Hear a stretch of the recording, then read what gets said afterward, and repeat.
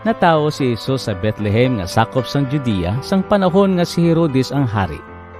May nag-abot nga mga tao sa Jerusalem halin sa sidlangan nga nagatuon parte sa kahulugan sang mga bituon. Nagpamangkot sila, diin bala na tao ang hari sa mga Hudiyo? Nakita namon ang iya bituon sa sidlangan, gani nagkadto kami diri sa pagsimba sa iya.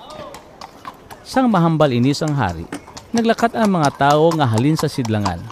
Samtang nagalakat sila, nakita nilang bituon nga ila anay nakita. Gani nagkalipay gid sila. Naguna sa ila ang bituon hasta sa lugar nga sa diin nahamtang ang bata. Pagsulod nila sa balay, nakita nila ang bata kag ang iya iloy nga si Maria. Nagluhod sila kag nagsimba sa bata.